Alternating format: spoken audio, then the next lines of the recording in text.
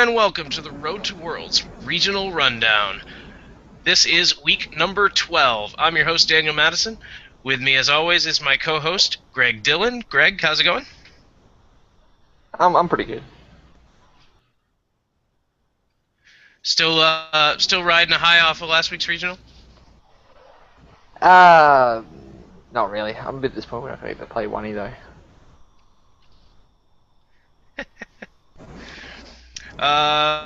With us this week, we have two guests, one of which is new to the show and one of which is returning. So first, let me welcome back to the show the chairman of the continuing committee, Charlie Plaine. Hello, good to be back. I'm very tired, so forgive me if I'm quiet. Fair enough. Good to have you back as always. And also joining us this week from Germany is Johannes Klarhauser, or Kaiser on the forums. How's it going, Johannes? Doing good, thank you. I want to apologize on behalf of all German players, or apologize to you on behalf of all German players for all of my mangled pronunciations of players' names over the course of this regional season. It happens all the time, don't worry about it.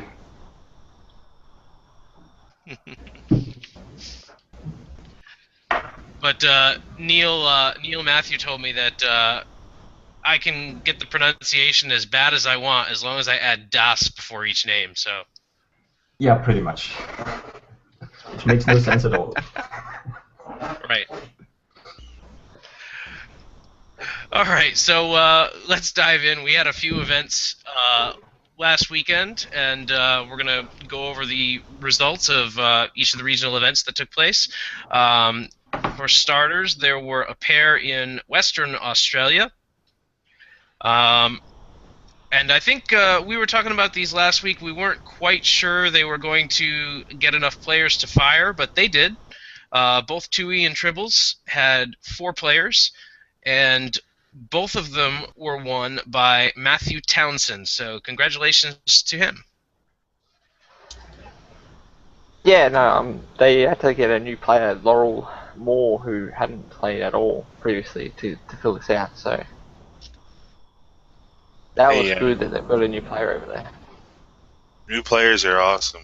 New players, returning players, that's amazing. I mean, for a game that's been officially out of print 6 years at this point, that's the fact that anybody's picking up the game for the first time is worthy of celebration. So. Yeah, that's awesome, and that's great that they were able to find a 4th. And looks like the Matthews deck, the winning deck, was running Klingons. The rest of the field was all blue. There was a Deep Space Nine Earth deck, a TOS, and a TNG. Yeah, pretty much. I'm a little confused by Matthew's deck, though. It seems fairly straightforward until he has Tenactolars in the deck. As Comedy Prototype, I assume to download the Phoenix, but he also has a Dominion ship. I have no idea why. Is he using Tactical Disadvantage or Gorgon in the Dilemma pile? Because that's a solid play. Especially if it as another option for. I've seen that done before. With Commandeer ship as another option, you know. I mean, the Tenectalar is one of my favorite ships ever. The only time I ever did well at a high-level event, I leaned on Dominion Infiltrators, so I have a warm feeling for it. But like typically, I would see that paired with Gorgon or TAC D, and then looks like he's doing it more for the bonus points because he's got the bad crew challenges in there with 2 40-point missions as far as I can see. So I think he just wants to get upper crew to go, and if he gets a Tenactlar out for more bonus points, then he can get away with a mission win. It's the point loss one when you're at the opponent's mission when they fail. But you score points, right? They don't lose points. Yeah. Oh, you score. Okay, well, yeah, so you camp at one of their missions, and they either fail it and you score points, or they just avoid that mission entirely, so you can send them to their terrible 4th mission that they have no intention of doing to buy yourself more time. So I'm just not sure about the point where it has to be staffed, because that's when an opponent's mission attempt fails if this ship is staffed, and to be Yeah, staffed with the Dominion personnel in there, which I... Well, not if you personally- commandeer prototype it, right? Because it Oh becomes... yeah, of course, it can make it linear, yeah, okay. True. Yeah. That makes much more sense. So he's just doing a 2-mission wins bonus point. That's okay. Yeah, it's not a bad strategy. I like the deck title. Yeah. The deck, for those that are have not gone and looked at the deck title is I Like Men. Unfortunately, there is no tournament report. Hopefully he can. Hopefully he'll put one up, so we'll get a little more information about how this event went. So anyway, yeah, he won. He won the Tribbles event as well, so he earns both a bye for 2E and a head start for Tribbles. And that pretty much covers Australia for the week. There was also a pair of events out in San Diego, which, Charlie, you attended both. I did, indeed. Had some 1E and some Tribbles, and I know they... Sorry, I didn't mean to interrupt. No, it's fine. It was fun. It was only the local crew. We got Santa Barbara and we in San Diego always try to plan their events for maximum crossover, but we haven't been able to have a lot of crossover this season for various reasons. But it was a lot of fun. 6 players for 1E.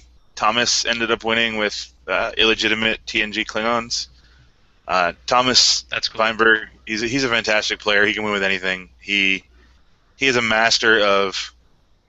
He doesn't care about ref cards, and he'll play with like 4 seed cards and 26 dilemmas, and you are just gonna have to slog through his missions all day. And then the last couple of times he's been doing 5-span missions on his space lines, and then dropping gaps in normal spaces and Q nets, and just making Cytherians 20-turn trips down the space line. So.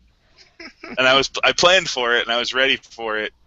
Thomas is one of the reasons I put 3 Quins in my deck, so I can stop that. Thomas and Johnny, because Thomas likes to play, weird premier events, gaps in normal space or atmospheric ionization, so your people get slaughtered by the Horda. And Johnny loves to play loss of orbital stability, so Quinn ×3 went in my deck, and I played it in every game, so it was a good call. It was a good tournament. I made a few too many mistakes with my deck. I was working on a new Klingon a KCA deck for a couple reasons. One, I wanted to try them with some of the new toys that they've gotten in Emissary and Warp Pack Emissary, and 2, for design research reasons. But ran out of time to finish that deck, so I leaned on my Fed Office of the President with Bajoran Resistance Cell deck, and I got to say that's stupid. Bajoran Resistance Cell is stupid. I know there are people out there that think it's perfect and it's wonderful. But it's just stupid. It's too good. And, it's quite good. This is I think you've run this deck before. This is like a modification of Richard's deck that he took to Canadian Nationals and it's regionals out west. The TOS Office of the President deck with Bajoran Resistance. So he was playing it as a 2-mission win deck. I took it more of a I'm going to go 3 missions and use the bonus points for Quinn. But if I get the chance to go 2-mission win, I can. Sure. My game against Johnny, he was playing Delta Quadrant, so I self-seeded Cytherians so that I could get 30 points between. And I was using Future Enterprise. So on a 6-mission space line with Future Enterprise, it's a turn there for 15 points. And between that and the Whales is 30 points, and I just have to do 2 missions, and I can win that way. And it didn't work. It was a close game against Johnny. I was like 4 attributes away from winning. Close game against Dan. I think I modified win. Dan was close against Thomas. He just squeaked me out at the end, and JD was playing a more fun deck, so. I just hit his weaker dilemma combos. It was a good day, and then ending Tribbles is always hilarious. There's many points scored. It is impossible to pick a winner in San Diego for Tribbles because it could be anybody at any time. So Yeah, well, I say that about your 1E and 2E events too. Is like pretty much anybody in your group has a legitimate shot. Um, I think I had predicted Johnny to win, and the only reason I didn't go with Thomas Feinberg is because he wasn't pre-registered. Yeah. He doesn't pre-register much, but he's a good bet for most of our events. So Yeah. But yeah, Thomas is very good. Johnny's a very strong player, and pretty much everybody else has a legitimate chance of winning any event they go to. Um, but yeah, like you said, Thomas pulled it out, um, earning him the buy for 1E, running illegitimate Klingons, um, and Rogue was the winner for Tribbles. I think I predicted that one correctly. That was the only correct prediction of the week, actually. A triple prediction. Oh, did I not pick Rogue? I thought I picked Rogue. No, you did. That's the only correct one. Like, your pick there. Me and John. Oh, it's the only one I got right. Okay. Oh well. Anyway, yeah, there's a lot more talk about the tournament over on the Section 31 for this week because Dan and Rogue had a lot to say about the event, and also if you want to read more about Thomas Feinberg's winning 1E deck, don't forget to check out the deck analysis article series from Edge of Hearing, Lucas Thompson, because he's got his latest article up on the site. He's got a breakdown of the deck and some commentary from Thomas, so be sure to check that out. And I think Thomas wrote a nice tournament report. So. Yeah, there's yes, good he comment did. He report did. from He wrote Thomas. a report as well. So yeah, a lot of detail on that event for people that are interested. So be sure to check it out. So before I move on to this weekend's events, I wanted to talk to Johannes about something. Now we've wanted to get you on the show for some time. I know that we've had a couple of requests to try to bring you aboard, but the time difference is pretty awful for you. But we appreciate you making it this week. But you did mention that you wanted to talk to us about why it is there are so many play groups in Germany as opposed to some of the other European countries. Well, I think it has to do with there being so many different play groups that hardly interact at all with each other. When I started playing, there was still the old Decipher system in play called Territorial Open Championships, and I didn't understand how that worked at the time. And we had a couple of fixed points on the schedule. For example, German nationals would always end the Circle of Territorial Open Championships, as far as I can remember. And they had the system where each TOC awarded the first 4 people or something like that a buy into the nationals, as it were. And without a buy, you couldn't actually play in nationals. That's how I remember it. It was basically spread out to give people all over the country possibility to actually get a shot at playing in nationals. At least that's how I understood it. And I think somebody commented on the boards a while ago that what might not be a big trip for Americans is usually seen as a longish trip over here. So we don't really have that much interaction between playgroups that look close together on the map. But really, there's only, I think, 2 or 3 people who travel outside their own playgroup regularly, because I think it has to do with the player group in total aging a bit. Some people having families and not just trying to be back home for the night, if you know what I mean. I think that has something to do with that, or maybe it's just that I don't know. more guys want to offer a regional for the play group, and guys being willing to actually spend out the money on the regional prize kit. I don't know. Sure.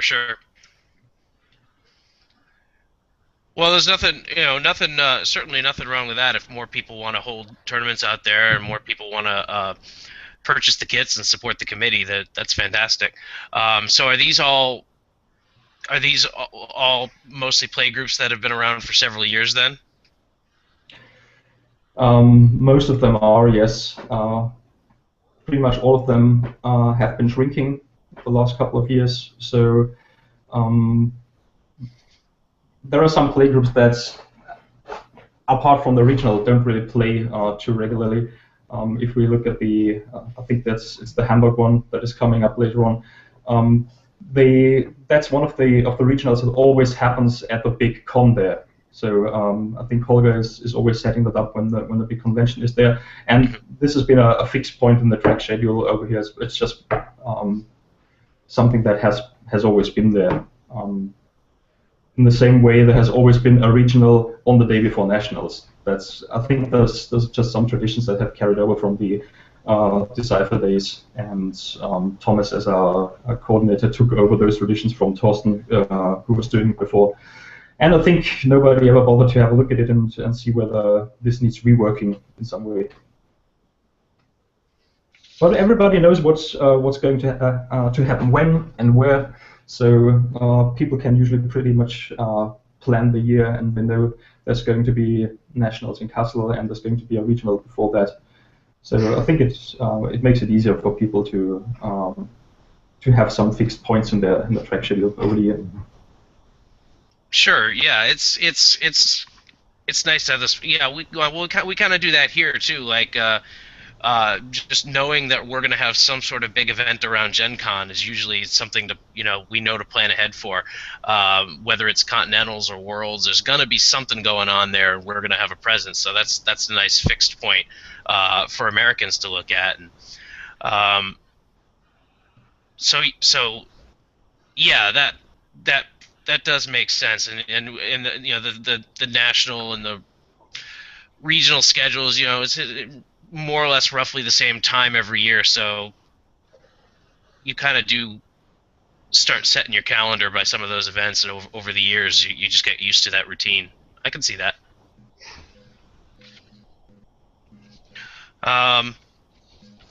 So I will get into this weekend's events. There are quite a few. Most of them are European events. There is one happening in Australia, in New South Wales. This is the Kazan Collective region. But they're just running tribbles. I think was this something that was rescheduled, Greg?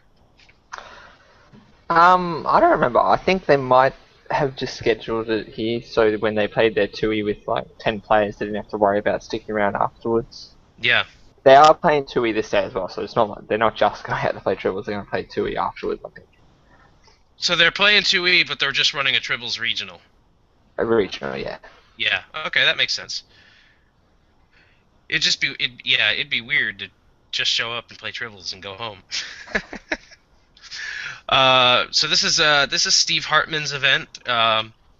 That's the new Australian organized play guy. And as of the time I looked, which was about 24 hours ago, he was the only one pre-registered for this event. Yeah, Kieran will play. Really sure Kieran will play because they're playing 2E as well. Kieran also won 2 triples regionals.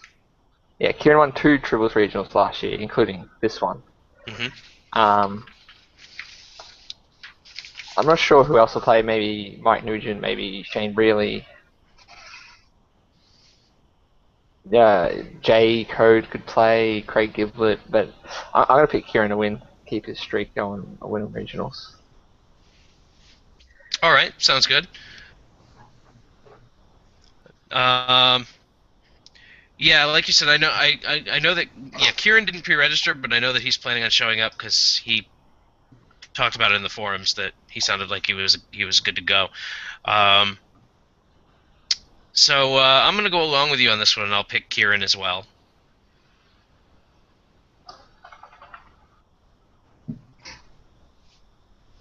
Anyone else want to have a pot shot at the winner? I'm going to pick Clayton to win. Because he helped me sort out the mess that was my deck list when Worlds was in Sydney. I was doing a lot of changes right before my game against Greg, and my deck list ended up being a complete mess. And Clayton checked it for me, and he came over and said, "Do you really want to play with 3 missions?" And I'm eternally thankful for his help.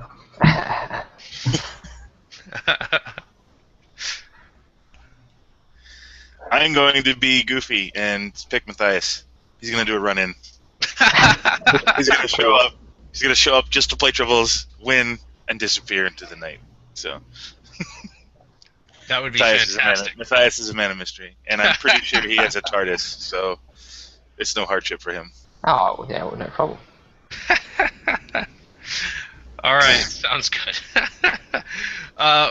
We're going to move on to Austria in the Borg region. There are 2 regional events set up this weekend, both 2nd edition and triples, and these are Stefan Slabby's events. Stefan, of course, is the reigning world champion for both 1st and 2nd edition, and though nobody is currently pre-registered, I think that it's the 2E at least is his event to lose.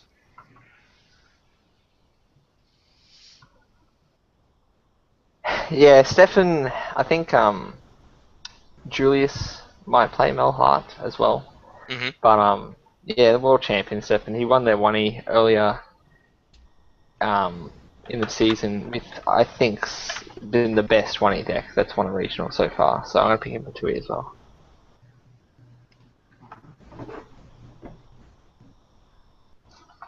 I'm picking Vlad. Could just same thing. I think he just shows up anytime, and I'll be honest. I did no research. I just looked at the list that I got sent from these guys for when we're going to be in the podcast. Here's a list of things, and I'm like, okay, that's the research I did. So that's about how much I do too. I rely on Greg to actually do the grunt work. I got home from work like an hour before the show started, so my priority was food and. Anyway, I think Vlad. I mean, there are a lot of good players in Germany and Austria. Johannes could show up and win. Thomas, Torsten, any of the Hoskins, Nick, they all like to travel. Occasionally they do, yeah. They tend to go for bigger stuff like nationals, but I'm going to go with Vlad just because he likes to play and he could just show up and win random events. Johannes, do you know anything that we don't? I just checked out the Austrian track forums, but there aren't any further pre-registrations there either. The venue is actually one that whenever I have the time to go there, I do it because it's such a fantastic venue, and it's also been the location of 2 European Continentals now. I think I'll go with Julius. Julius has beaten Stefan in the past, and on a good day, he can do it again. But I think it's really Stefan's event to lose. But I'm going with Julius this one. All right. Anybody want to throw out a name for triples? I'll pick Julius for triples. I gotta say that anybody whose name is Geronimo is pretty awesome, and Geronimo Mitrov apparently won this event last year, so that is the best name I've read in a long time. Go win triples, Geronimo. And he won 2E last year. Actually. Yes, he did, but that's still fantastic. So Geronimo Mitrov, win triples, so I can say your name a lot.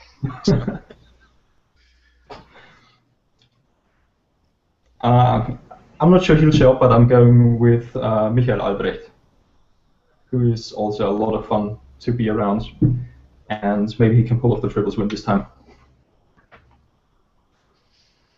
All right, and just so that we all have a different pick here. I'll go with the TD here and pick Stefan. All right, so that covers Austria. I know that you guys are probably sick of me saying this. Hey, we've got events in Germany this weekend. No way. I couldn't believe it. But yeah, we've got actually there are 2 events in Germany and they are separate groups. There is a 2E standard and there's a 1E OTF, and they are in separate play groups. I've got the 2E listed first here. There was only one. This is I'm gonna mangle this. It's you said it was his name was Holger.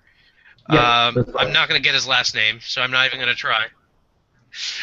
He's TDing the event. At the time that I looked, there was only one pre-registered, and it was Tobias Rausman. And yeah, this event is in Hamburg. That's right. Yeah, and he's won the last 2 events as well, or the last 2 regionals in that venue or that area. So, and I'm looking at his rating, and it's just amazing. And yeah, I don't see a reason to not pick him here. Like I said, unless you guys know something I don't. Yeah, I think Tobias is either going to win this or it's not going to run. It should run. They've got a Holger. Tiemo Mittelstedt will probably play. Mm-hmm. I think there's another Mittelstedt they might play. But yeah, Tobias, he'd have to do something silly to lose, I think. Yeah, and I'm pretty sure it'll run. It might not have a lot, but it'll have enough. Yeah, I think Tobias is going to win this one. If the Mittelstedt brothers are going to be there, then the tournament is going to happen. But as I said before, it's one of the areas where they don't play a lot of regular track. But this one, this regional, is pretty much a fixed date there, and Tobias is the player who has the most practice, and I can't see him not winning this one. Yeah.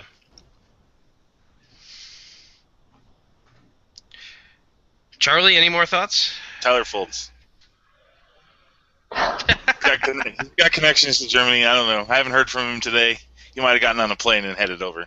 So that's not likely. But I'm being silly today. So Tyler Foltz. Look, it's a long shot, but they're going to pay off one of these days.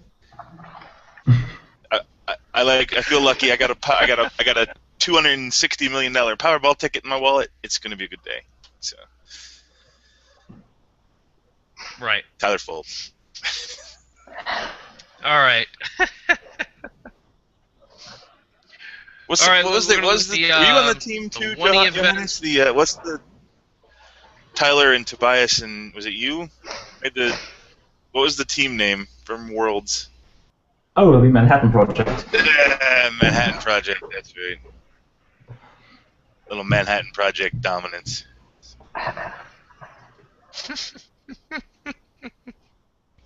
I'll stop talking now. So. All right, so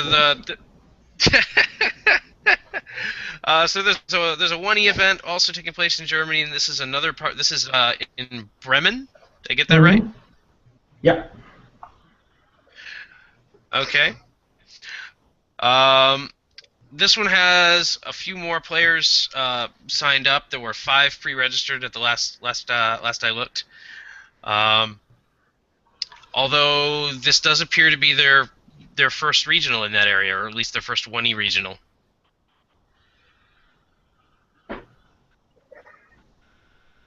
That's good. One thing I learned from when I was looking at previous winners and stuff in Germany, they seem, I don't know if they plan it or just that's where they can get it done, but they move the 1E regional around a lot. Like 6 play groups always play 2E, and then there's been like 1 or 2 1E regionals, but they've never been in the same spot. Like 2 years in a row, that is. But for this one, Stefan will be playing in it.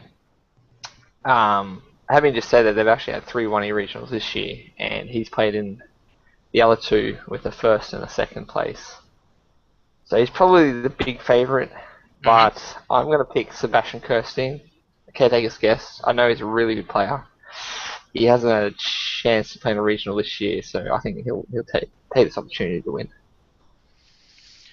Yeah, there's actually there's a few decent players that are registered for this event. There's also Andreas Rhinelander, one of the many great Trek players named Andreas, is in this event.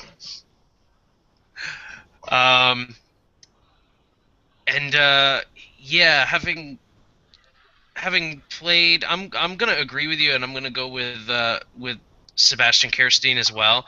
I'm going with this just based on the fact that I've played him online, and I haven't played Stefan, I don't think. I probably have. I'm probably wrong about this. But I've played Sebastian a lot more, so there's my well-informed decision. I would have picked Sebastian too, but since you guys are picking him, I'm going with Stefan. I've played them both this year. I've only played Sebastian the other week, and he just completely destroyed me. And in my game against Stefan, I at least scored a mission, I think. But they are both excellent players. I think Sebastian has had more practice over the years, and Stefan has only got back into the game about 1.5, 2 years ago, something like that. But they both know their stuff. I'm just going with Stefan. All right. Charlie, you picking Tyler for this one too? Nope, I'm actually going to pick Andreas because I'm working with him on a project right now, and I'm supporting Team Apollo. Team something. Apollo, sorry, I'm working on 2, and forgot which one I was on. So, Team Apollo. Team Apollo. Awesome, Bringing sounds good. you stuff later in the year. So. All right. Before I get off the subject of Germany, while we still got Johannes here, we've got German Nationals coming up. That's going to be not this weekend, but next weekend. Mm-hmm. Are you going to be out there, Johannes? Probably not. German Nationals is usually a weekend where I either have stuff going on myself, or it just didn't work out for some other reason. This year, I think the date is a bit unfortunate. Football World Cup is going to start today, and Germany is playing on Saturday night. So that might be a reason for some people to not play track that weekend and just watch the game. I don't know who's going to be there. I think last time I played it was 2006 or something like that, and there were still 20 players, but I think it's been declining in the last couple of years. Well, I hope that the continuing committee, with some of the new things we're doing for OP with Trek Masters and so forth, will make Nationals and Masters events start to grow again. So that's the plan, at least. So. Yeah, looking forward to seeing that rolling out over the next year and see what's in store for organized play. All right. Well, we'll certainly be talking about that more on next week's show. We do have a couple more events that are happening this weekend. There's an event in Russia. This is the Delphic Expanse region.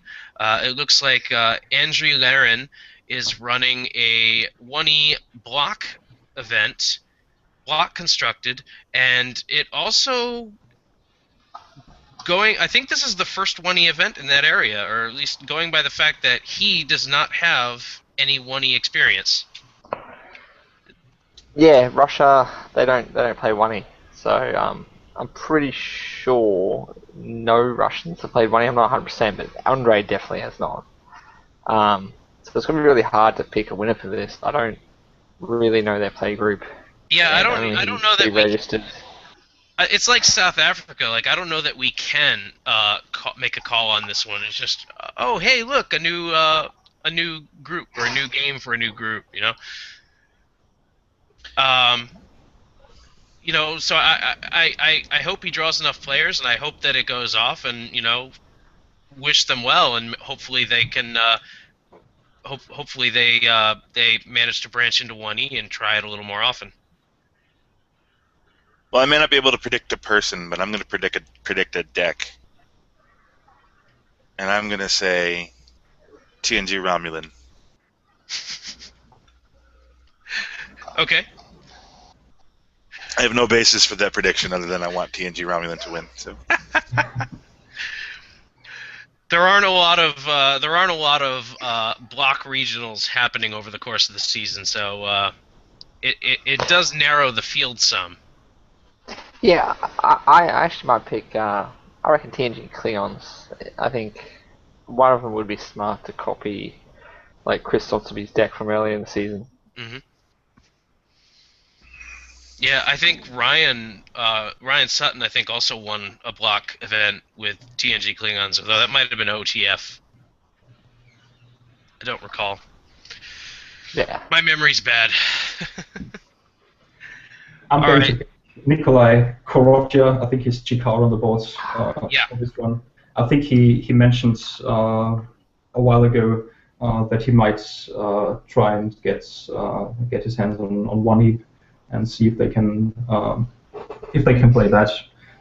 So I know he's a good player in 2E, a very good player, and usually can't go wrong with picking somebody called Nick, whether it's British Nick or Russian Nick. So I'll go with him. All right, sounds cool. Like I said, under the circumstances, I'm going to abstain from making a pick, but I wish them well. We've got 2 events left. There are a couple taking place in Canada. I didn't write it down. I want to say it's Winnipeg. This is the Rurapente region. And these are a couple events that were postponed from a few weeks ago. They have been rescheduled. And Matt Hayes is in chat because Matt's the only one that's pre-registered, but he's in chat at the moment, and he rattled off some names of who's likely to be there. Yeah, like Chris Volk and Carl Shu. Mm-hmm. Ian Parmenter, and then a couple of possibilities, and Ivo, who's running the event. Hopefully, I pronounced it right this time. And they're running both 2E and 1E. 2E standard and 1E OTF.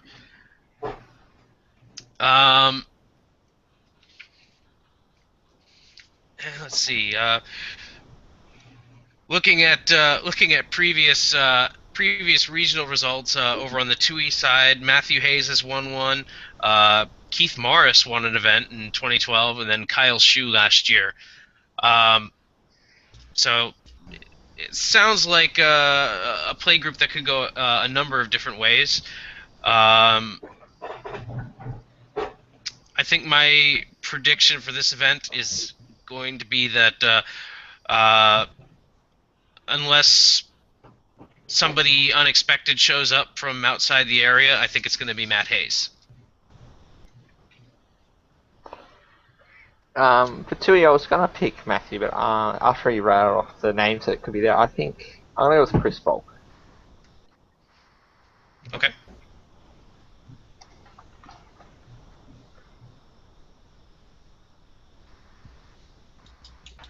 Anybody else? I'm gonna pick my. I'll be consistent by supporting my designers, and we just handed off 2E Project Martha this week, and Keith was Mark was a designer on that one. So Keith's in Australia, so he won't be there. But right. I'll pick Mark. I don't think he's going to be there either, but we'll pick him anyway. So. Good to know. I would have picked Keith. I'm going with Mark Morris as well. Mark is not in Australia, correct? No, Mark is not in Australia. So. All right. And then they're playing 1E as well. They've only in that region. There's only been one 1E regional in the last 3 years, and the one that they did run was won by Ken Tufts. I don't think he's going to be there. Never say never with Ken. That's true. I'm not expecting it, but if Ken shows up, Ken wins. But no, that's not my pick. I'm gonna go with Matt again on this one. Yeah, looking at Matt's record this year for 1E since February, it looks like he's won about 15 events. So yeah, I'm gonna pick him for 1E.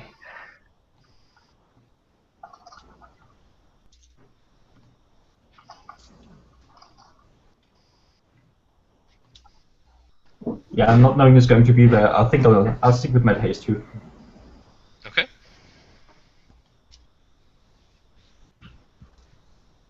And Charlie? I will pick Evo. Okay. Because I think I know what he's playing, and it's good. So. Going with the TD pick. All right. All right, and that wraps up our events for this weekend. But before we go, as you guys know, we are in the middle of preview season for first edition. We've got a set coming out at the end of the month.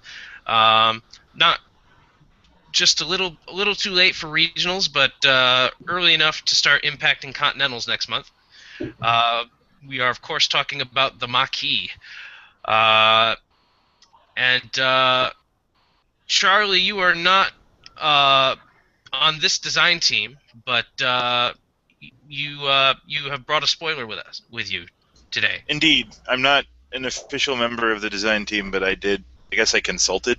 Mm-hmm. Warren was only available for like the first few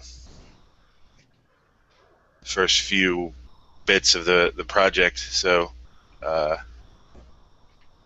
I would sit. Sometimes it's helpful to have another opinion, so sometimes I would jump in and be like, blah blah blah blah blah. And sure.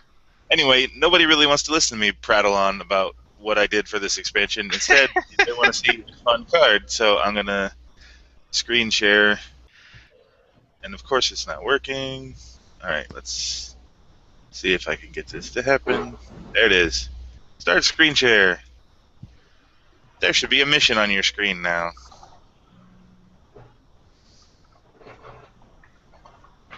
Not yet, but my feed might be on a delay. I had it. Now it's gone. Okay, it's a mission. Computer skill, leadership, physics, and security. Plus any intelligence times 2. See, I like any intelligence. And 40 points. And if you don't have intelligence, you can do cunning. Cunning at 37, yeah. It's not a region. I like the image though.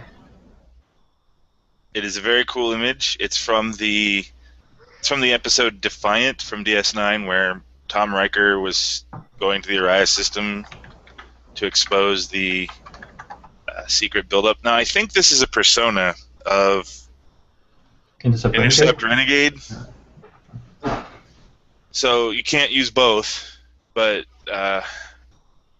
this is cool. I mean, it's a space mission. It's 40 points, 4 spans, so it's all very reasonable for what you get.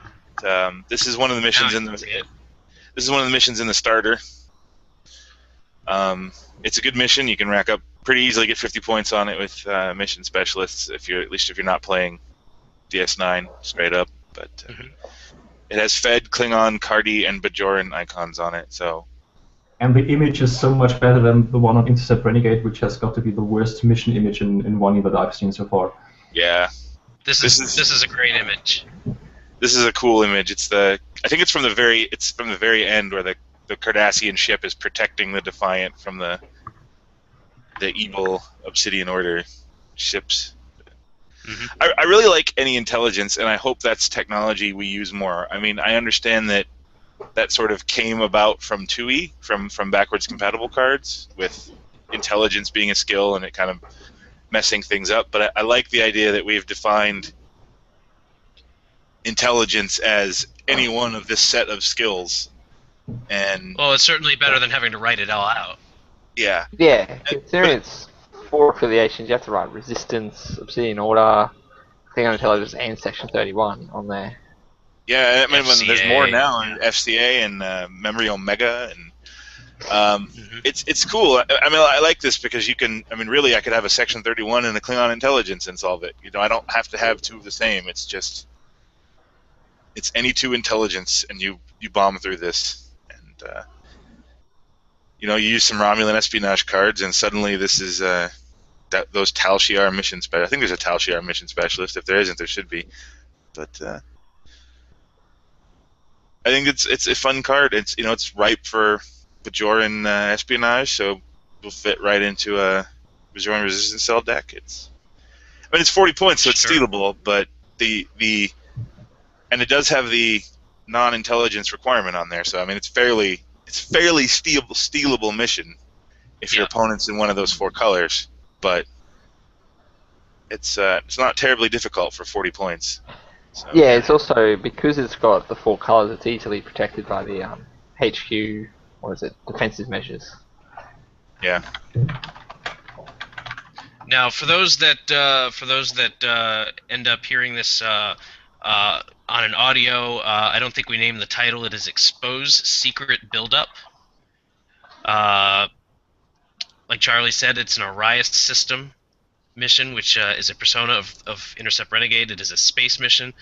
And for those keeping the speculative card list, this is 22V. It's card number 22. And you said it was in the starter, and this is I'm assuming it's a Maquis starter, right? Yeah. Sorry, I don't know if we actually said that officially or not, but yeah, there's a Maquis starter deck coming out with this set. So we last year we did. There's 4 starters per block. Last year we did 3, 1, and 0, and we changed it this year to 2, 1, and 1 to sort of spread things out a little bit better. So the Maquis starter is going to come out with this set, and there'll be another starter that comes out with the next set. So Dominion. Sounds good. No comment. No comment. I'm sure a number of us have guesses. Well, in a little bit, you'll eventually find out. So. All right.